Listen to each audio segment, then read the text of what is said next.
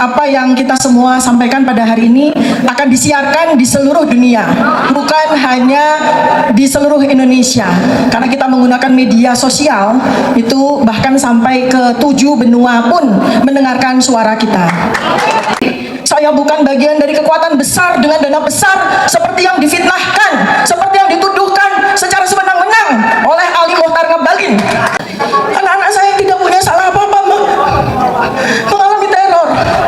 Kalau hanya sekedar penjara, saya dan teman-teman sudah survei. Saya, Bang Risman, Bang Roy sudah survei kayak apa Salemba, kayak apa yang namanya Pondok Bambu. Awalnya boleh kita sebut rangkaian 15 April, 16 April, 17 April. 16 April, 15 April, Dr. Rismon, Dr. Roy, Dr. Tifa datang bersama ke UGM. Di sana ingin mendapatkan dokumen resmi detail kelulusan Joko Widodo, tapi tidak dapat memang karena tidak ada dan tidak benar. 16 April saya, Bu Kurnia dan Damai Harida Lubis berangkat ke Solo menemui Pak Joko Widodo untuk menanyakan langsung ijazah aslinya punya atau tidak, ada atau tidak, tapi tidak didapatkan.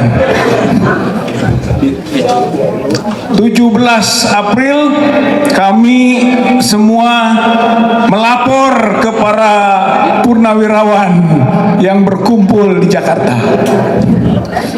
dan mendukung apa-apa yang telah ditetapkan oleh para purnawirawan tersebut, dan para purnawirawan mendukung juga perjuangan para akademisi, para aktivis untuk membongkar ijazah Joko Widodo yang diduga kuat palsu.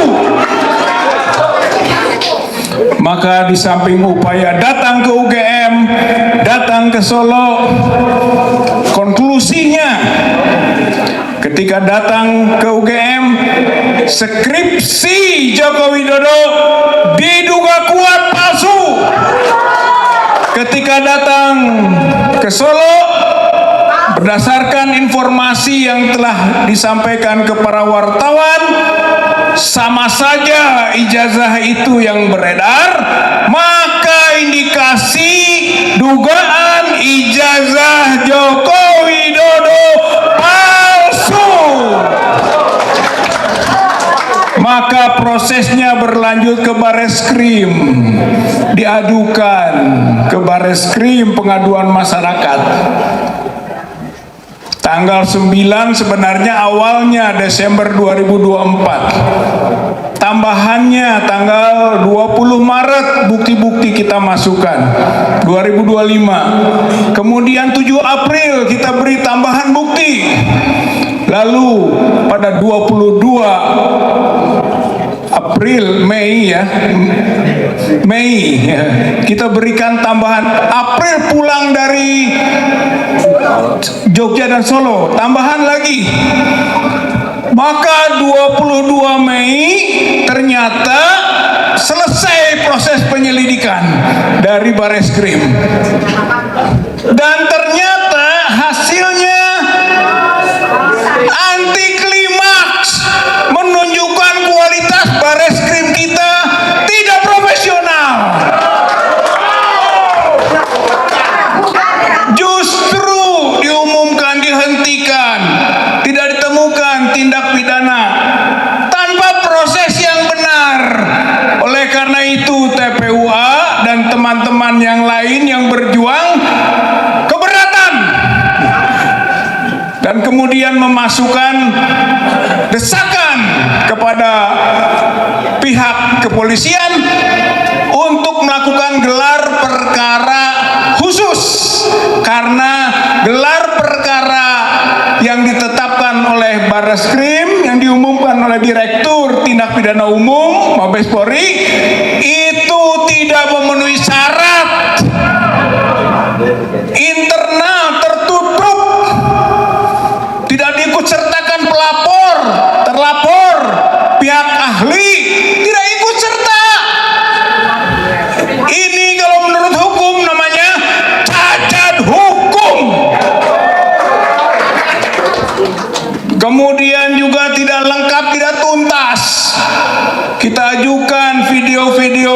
Rismond, video-video Dr. Roy. Tapi Dr. Roy, Dr. Rismond tidak pernah diminta keterangan. Pihak Bareskrim takut kepada dua tokoh ini. Tambah dokter juga tiba. Tidak berani. Kita masukkan nama supaya diperiksa. Kasmujo. Kita masukkan nama Pratikno. Minta diklarifikasi. Tidak juga dipanggil. Tidak diklarifikasi. Artinya menambah kualifikasi cacat hukumnya dari pengumuman Dirtipidum Mabes Polri.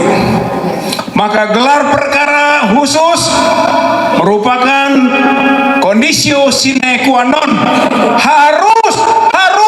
harus dilakukan gelar perkara ulang, lebih terbuka, lebih transparan untuk bisa merealisasikan pembuktian dan keyakinan kita semua bahwa ijazah Joko Widodo dan skripsi Joko Widodo palsu. Tuntutannya pasal 263, pasal 264, pasal 266 KUHP. Memalsukan, membuat palsu dokumen 6 tahun. Memalsukan, membuat palsu dokumen otentik 8 tahun. Menyuruh memasukkan keterangan palsu kepada akta otentik 7 tahun. Itu pelanggarannya Joko Widodo. Ditambah dengan undang-undang Sisdiknas pasal 68, pasal 69. Pasal 68 memberi gelar ijazah yang tidak memenuhi syarat. UGM terancam pidana 6 tahun para pejabatnya. Pasal 69-nya menggunakan gelar dan ijazah palsu, terancam lagi Joko Widodo di sini 6 tahun. Jadi Bapak Ibu yang saya hormati, kita yakin kalau proses ini dibuka kembali atau kita terus berjuang untuk ini akan terbukti skripsi dan ijazah Joko Widodo palsu. Makanya tangkap dan adili Jokowi. Tangkap Jokowi. Tangkap Jokowi. Sekarang juga tangkap Jokowi. Tangkap Jokowi. Sekarang juga. Walladzina jahadu fina lanahdiyanahum subulana. Barang siapa berjuang sungguh-sungguh di jalan kami, akan kami mudahkan keberhasilan jalan itu. Insya Allah kemenangan sudah dekat, Bapak-bapak, Ibu-ibu. Sebentar lagi Jokowi tidak berkuasa secara formal, tidak berkuasa secara informal. Sebentar lagi Jokowi ditangkap, sebentar lagi Jokowi diadili. Rakyat menang, rakyat berhasil. Sebentar lagi nasrul minallah, pertolongan dari Allah, wa fathun qarib, kemenangan sudah dekat. Assalamualaikum warahmatullahi wabarakatuh. Assalamualaikum warahmatullahi wabarakatuh.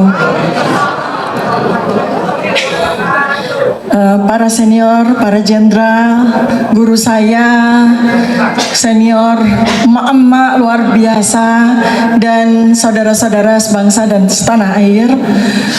Hari ini adalah sebuah momentum yang kita ledakkan, dan alhamdulillah saya bersama dengan semua yang hadir di sini menjadi hamba-hambanya yang terpilih untuk meledakkan momentum ini. Karena insya Allah apa yang kita semua sampaikan pada hari ini akan disiarkan di seluruh dunia, bukan hanya di seluruh Indonesia, karena kita menggunakan media sosial itu bahkan sampai ke 7 benua pun mendengarkan suara kita. Saya sedikit memberikan laporan bahwa saya bersama diaspora internasional di 11 negara, kami sudah membuat surat sampai ke PBB, sampai ke Amnesty Internasional, sampai ke Komnas HAM Internasional. Jadi ini yang langkah yang kami lakukan untuk menyelamatkan bangsa dan negara ini dari kehancuran yang dibuat oleh Joko Widodo dan kroni-kroninya. Baik, saya Dr. Diva. Saya seorang ibu rumah tangga biasa. Saya seorang perempuan dengan anak-anak. Saya seorang peneliti sederhana saja yang saat ini sedang berjuang untuk menegakkan kebenaran, keaslian ijazah Joko Widodo yang sudah dipergunakannya meraih kekuasaan selama 20 tahun sejak tahun 2005, menjadi wali kota dengan ijazah yang pantas dipertanyakan, menjadi gubernur dengan ijazah yang pantas dipertanyakan, dan menjadi presiden 2 periode dengan ijazah yang pantas dipertanyakan. Saya bukanlah pejabat, saya bukan elit politik, saya bukan bagian dari kekuatan besar dengan dana besar seperti yang difitnahkan, seperti yang dituduhkan secara sewenang-wenang oleh Ali Mohtar Ngabalin. Saya hanya seorang ibu biasa seperti emak-emak yang hadir di sini. Saya perempuan. Saya hanya menggunakan kewajiban saya sebagai peneliti untuk mencintai kebenaran. Saya lahir dan dibesarkan di negeri ini, dan saya memiliki satu keyakinan: kebenaran harus ditegakkan apapun resikonya. Saya memulai kajian terhadap keaslian ijazah Joko Widodo bukan karena kebencian pribadi, bukan, melainkan karena tanggung jawab akademik saya, karena tanggung jawab moral saya sebagai warga negara. Karena sejak bertahun-tahun yang lalu saya menemukan kejanggalan-kejanggalan yang tidak bisa diabaikan. Saya hanya aktivis sosial di tengah lapangan bersama dengan masyarakat selama puluhan tahun. Lapangan penelitian saya di desa-desa, 38 provinsi, 83.000 desa-desa selama puluhan tahun saya bekerja di tengah-tengah masyarakat. Hubungan saya dengan Bandung sangat dekat, Bapak dan Ibu. Ayah saya almarhum adalah pendiri dari Fakultas Psikologi Universitas Islam Bandung. Dan saya pun juga saat ini menjadi murid di Fakultas Ilmu Sosial dan Ilmu Politik Universitas Pajajaran. Sedang belajar sungguh-sungguh menjadi seorang ahli politik di program doktoral saya yang kedua. Supaya mendapat ijazah asli. Sekarang pada konferensi pers Bareskrim, kita melihat bagaimana data-data yang disampaikan, dokumen-dokumen yang disampaikan secara digital oleh Bareskrim, ada justru menambah kejanggalan-kejanggalan terhadap keaslian ijazah tersebut. Kami, saya, sahabat saya Adinda Dr. Rismon Syanipar, sahabat saya Kakanda Dr. Roy Suryo, kami peneliti, mata kami sangat jeli. Justru malah kami melihat tambah lagi kejanggalan-kejanggalan yang diperlihatkan. Salah satunya yang bisa saya sampaikan, mungkin nanti Adinda Dr. Rismon bisa menambahkan, ada kartu hasil studi yang menunjukkan dengan tangannya sendiri dia melingkar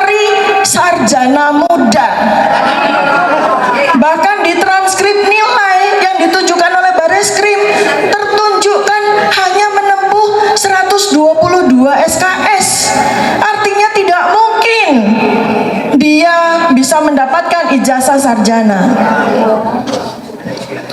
Jadi, konferensi pers Barreskrim itu bukannya menyelesaikan keraguan. Bukti yang diperlihatkan malah memperkuat kejanggalan yang kami semua temukan. Dan karena itu, kami tidak akan berhenti. Kami akan terus menguak kebenaran.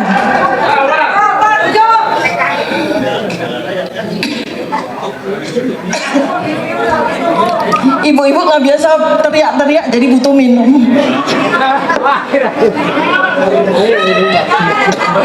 Pura-pura teriak, tapi ternyata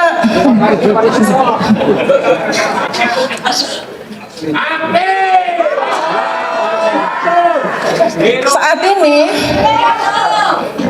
Jokowi sudah meluncurkan serangan-serangan yang masif melalui buzzer-buzzer junior yang kami sebut Termul, Ternakan Mulyono, maupun buzzer-buzzer senior yang bahkan punya jabatan publik, anggota DPR, pejabat publik, staf sus presiden, bahkan sudah melakukan pelecehan psikologis kepada kami semua. Serangan buzzer-buzzer yang tiada henti dan pemanggilan hukum kepada kami dengan tuduhan yang berat, pasal-pasal yang berat.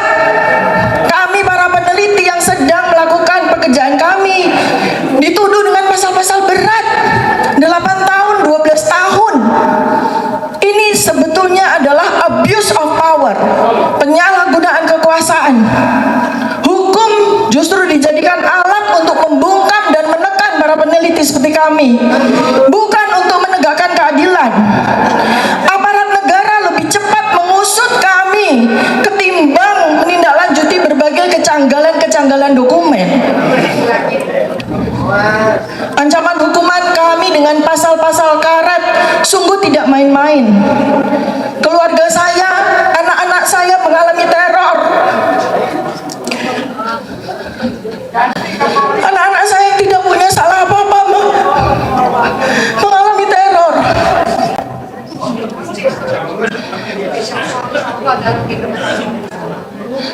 Jelas apa yang dilakukan oleh Joko Widodo ini menyalahgunakan kekuasaan de facto yang masih dia miliki. Uang-uang yang berasal dari uang-uang kita dia pakai untuk membeli hukum, untuk menghukum kami.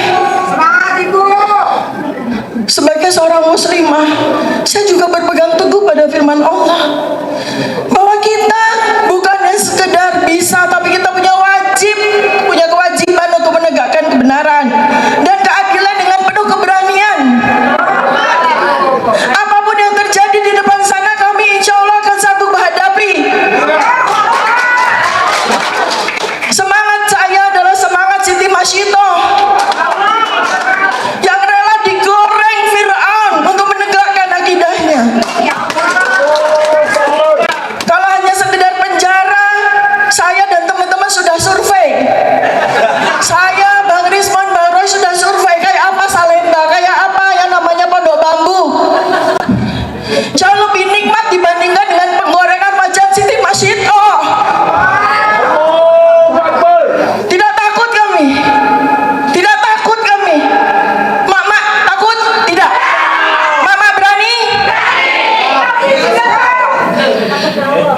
Saya tidak menebar kebencian, saya tidak melakukan hasutan. Saya hanya ingin menegakkan kebenaran. Karena saya tidak mau jadi setan bisu. Diamnya orang berilmu sama dengan setan bisu. Saya tidak mau. Bagaimana pertanggungjawaban saya nanti di akhirat? Allah memberikan saya ilmu yang memenuhi otak saya, tapi saya diam. Saya lebih takut dengan hukuman Allah. Saya lebih takut dengan hukuman Allah nanti dibandingkan dengan saya diam. Bapak dan Ibu semua, jika Anda mendukung kebenaran, mari bersuara bersama.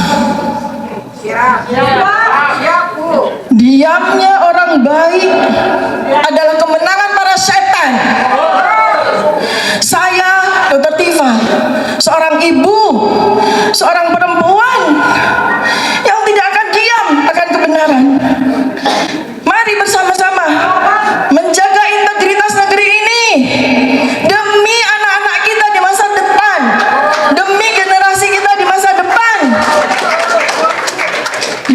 wal hidayah. Assalamualaikum warahmatullahi wabarakatuh. Salam kebenaran. Salam kebenaran. Merdeka. Merdeka. Takbir. Allahu Akbar. Terima kasih Dr. Tifa Uzia Biasuma.